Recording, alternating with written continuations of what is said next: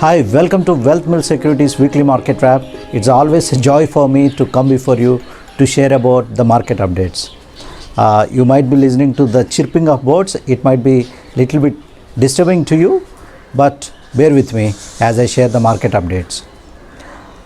Last week, markets were in a very choppy mode, and Indian markets, they were in a complete uptrend from the level of 11,800 to market tried to stay above 12,000 Nifty levels, but it could not able to sustain over and above the 12,000 levels of the Nifty, and in a one single go Nifty got dropped from 12,000 levels to it came down nearly on Thursday 250 points on Nifty, and again it tried to rebound some amount of positivity it shown on Friday, and Nifty is just hovering around 11,800 levels at present.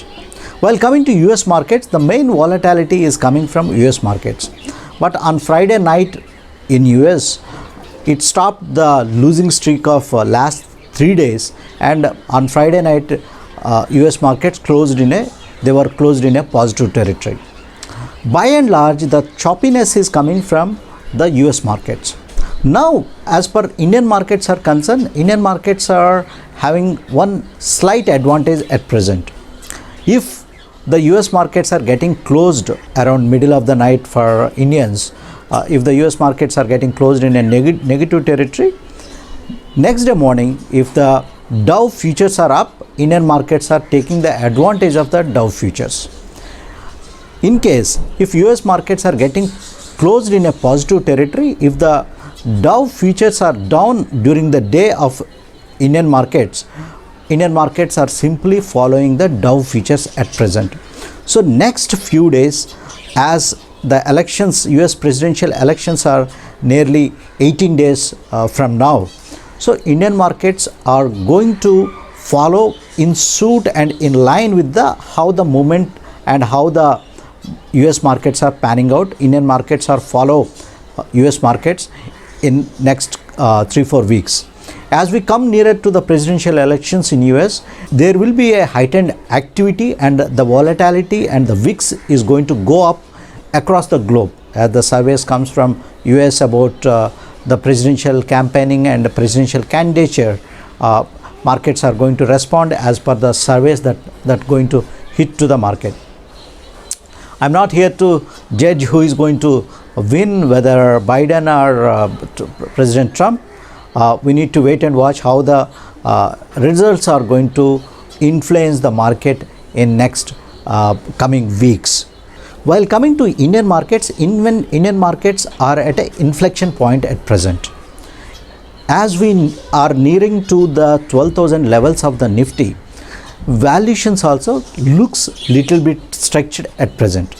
But if the market try to discount the earnings of the companies of Q3 and Q4, market, if the Q3 and Q4 results are, if the results are going to be stellar results with pent-up demand that get recovered, and if we can expect Indian markets to recover by Q1 of coming financial year, Indian markets can try to discount the future earnings. So we need to wait and watch. As on date, the symptoms and the indication that are coming, the major portion of the company earnings are going to be in a positive territory by Q1 of the next financial year. At present, IT companies are giving stellar returns beyond the expectations of the analysts, and also we can expect good earnings from the pharmaceutical companies, because pharmaceutical companies are witnessed a tremendous rally, and also there will be a moderate returns and earnings from the FMCG companies. So these are the major pockets where we need to see we can expect a uptrend in the earnings of the companies. While coming to the private sector banking, it is a very crucial quarter for private sector banking, At least if we are quite neutral on the earnings of the private sector banks are concerned, but we need to see the Q3 and Q4 earnings of the private sector banking and financial services, how the earnings are going to be rebound with respect to financial services as a pocket. We need to wait and watch at least Q3 and Q4 quarters are concerned.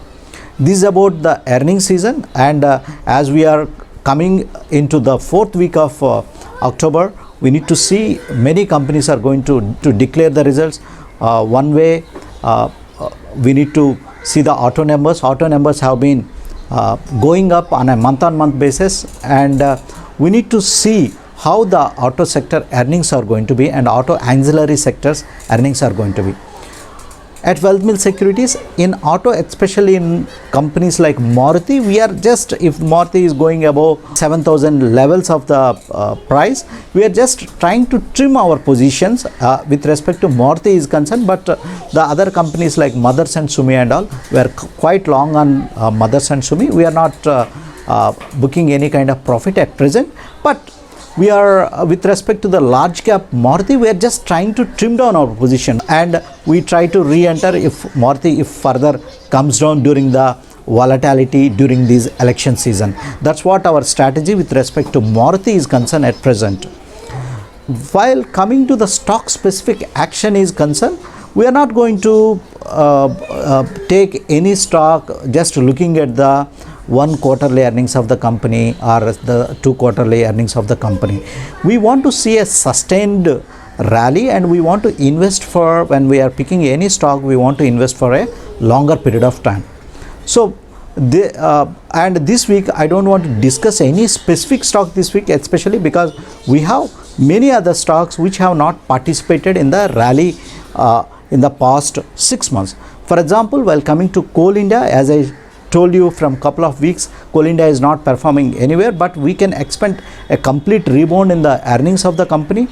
Of course, Coal India have triggers like the ESG, environmental safety guidelines is the measure, that is, these are the new guidelines that are stopping the FIS to invest in companies like Coal India. But once there is a strong earning rebound because of the dividend yield, because of the sustainability of the business, and also the cash flows of the companies are concerned, we expect the money to come into these kind of counters. For example, coming to IOC, Indian Oil Corporation, in terms of the revenues, IOC revenues is second largest in India, the company revenues, in terms of the revenues or companies are concerned. So the market capitalization is currently around 75,000 to 80,000 crores, and at 75 rupees price of this company, we expect the company to give decent returns in longer term basis. At least at these valuations, if there is any further dip market gives, this is the time to accumulate further. Suppose if you have some existing position, we believe, okay, this is the time to start accumulating IOC, because Q2, Q3 quarter and Q4 quarter, we will see a complete rebound in the economy as the lockdown restrictions are completely eased. So we see, even though these are not the buzzing stocks, these are not the momentum stock at this moment, but these are the value and growth kind of stocks. So try to invest companies like Indian Oil Corporation. And also I would like to discuss about Larsen & Toubro, L&T. All the Larsen & Toubro, L&T, their subsidiaries. It can be Mindtree, where Larsen & Toubro hold around 67%, L&T Infotech, L&T Technology Services, L&T Financial Services. Most of the subsidiaries of L&T, they are doing well. So, but whereas the parent L&T is not performing well, where it is the holding company. So we expect this the time to accumulate L&T at every dip and have a longer term vision. As we kickstart into the Q3 and Q4 quarters, as the government of India is going to allocate substantial amount of spending towards infrastructure, so we are going to see the rebound in infrastructure and capital goods stocks are concerned. So L&T is I can say it's in a right spot, and it's at a sweet spot. So it is for longer term perspective, investors can accumulate LMT at this point of time. So this is with respect to the stock specific action is concerned. So have a long term vision, and as we are entering these stocks, Coal India, Indian Oil Corporation and L&T, the margin of safety is very much high in these counters. If there is any unexpected correction in the market also, these stocks are at a rock bottom price, so the downside risk is very less and the potential upside is very high in these counters. So have a long term vision and try to buy these stocks because of their valuations and the dividend yields of these particular companies are concerned. This is all with me this week. Please do take care about your health, and best wishes from Wealth Mill Securities. Thank you.